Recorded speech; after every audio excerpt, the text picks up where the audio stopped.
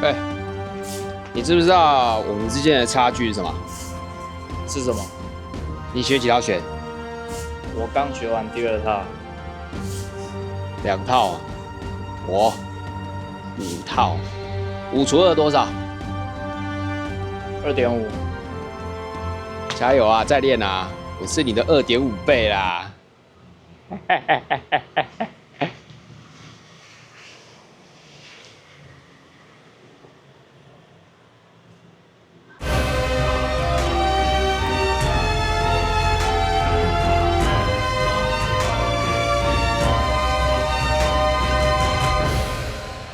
大家好，我是金先生。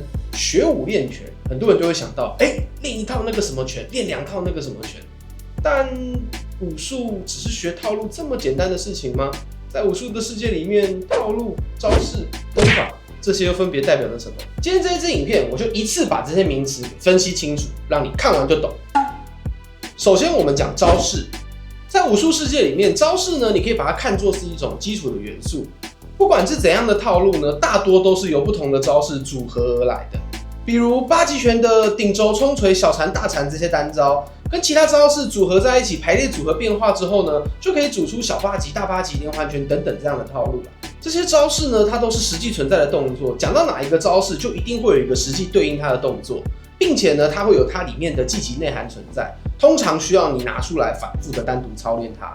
比如劈挂掌的劈掌是基础的单招，但它也可以直接拿来应用。有人可能会以为这些招式是摆出来摆拍摆帅的，但其实不是。这些招式通常都有它的攻防意识内涵在里面，你要把它练出来，这样才不会练成花拳绣腿。再来呢是套路，套路通常由各种招式组合而成，有很多优点在里面可能方便记录招式，或者是方便复习，方便掌握学习的进度。那通常呢，也会因应编撰者的各种不同的目的，在各个不同的套路里面放进不同的训练方向。比如小8极用来练沉坠，然后大8极用来练开掌，这样子不同的训练方向。而不同的门派呢，也通常会在自己的套路里面保留有属于自己那个门派特殊的技击节奏感，这个是我们在练习的时候要特别去注意的事情。如果把单独的招式比喻成书里面的其中一个篇章，那套路呢，通常就是一个大的篇章或者是一整册。那以看书或者以书本来讨论的话，通常我们看书不会只看单独一章就说自己整本书看懂了，也不会只看目录就说自己整本书看完了，对吧？而这也是套路为什么在现今社会被很多人当成表演跳舞的根本原因之一。因为有很多人或许根本不晓得自己在练什么，只知道打套路的时候要漂漂亮亮的把里面的每一招给演完。但套路没有这么肤浅，里面有很多攻防意识，有很多单招，是你需要细细的去练它，去咀嚼它，把它给练出来的。接着呢是功法，这个东西讲起来就相对玄幻复杂了一些些，那它也通常是最容易被拿来装神弄鬼的东西。功法通常是身体的一种运用方法，某种内在的感知，也可能是一种练法，或甚至只是某个招式训练过程里面的一点点小细节。比如站桩就是一种功法，它并不局限于特定的身体形态，小8极可以拿来站桩，形意、太极、八卦也都有他们站桩的方法在里面。或者是动态的功法，比如8极大枪的出枪方法、运枪的要诀，或甚至某种特有的练法。这些东西呢，可以很简洁明了，也可以很复杂细微。它就好像是润滑剂，存在在招式、套路整个武学系统的运作里面。好像到处都是，但是你单独把它拿出来看，又好像不是整件事情的重点。但少了它，整个系统的运作就有可能会有问题。举例来说，有些人呢可能练得很勤劳，对打常做，但桩功少练或者不练。那练到后面练久了之后呢，可能有一天就会慢慢发现，自己身上的劲力好像没有办法再进阶了。而这个问题呢，或许就出在功法的训练不够完整。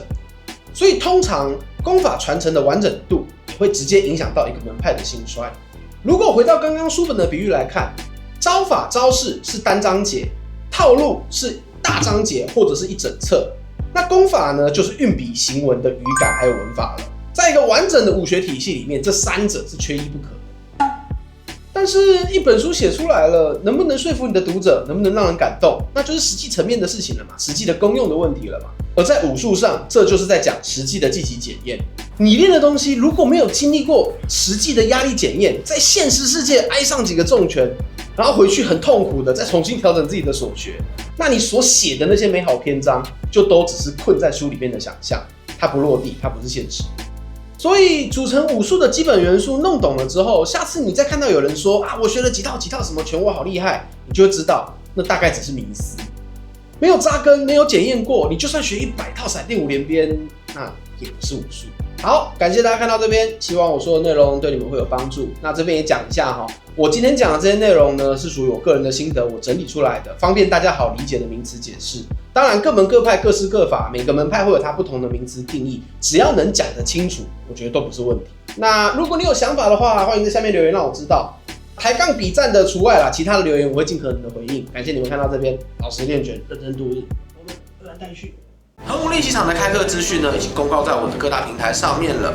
对8极拳或者是武术有兴趣，想要深入了解跟学习的朋友呢，可以透过那些资讯来跟我做联系。那如果你没有办法跟我实体练习，没有办法跟我实体学拳，但是你却还是想要持续支持我产出好内容呢，你也可以加入我们频道的会员，每个月只要75块钱，我也会尽力安排一些只有会员才有的福利给大家。老实练拳，认真度日，我们江湖再见。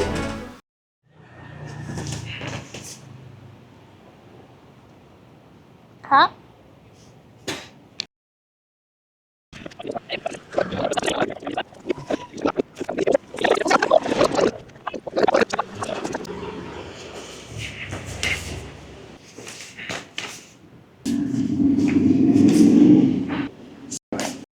然后我再上，下去上，刚好在走上来，就找到椰子的感觉，有点像反向敲，它会肿起来，有点像反向敲到椰子的感觉。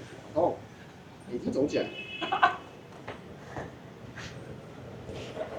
事实证明，这种东西要打就收不住，要收就不要打。那你死定了，再来一次吧。没有啦，应该是说，就会直接传过来，听起来是椰子的错。应该是说我会接近在原地的状态做这个，这种感觉，把它的崩弹感做清楚一点。啊，你要活下来，会赢哦。那所以这句话应该是我说咯。不确定。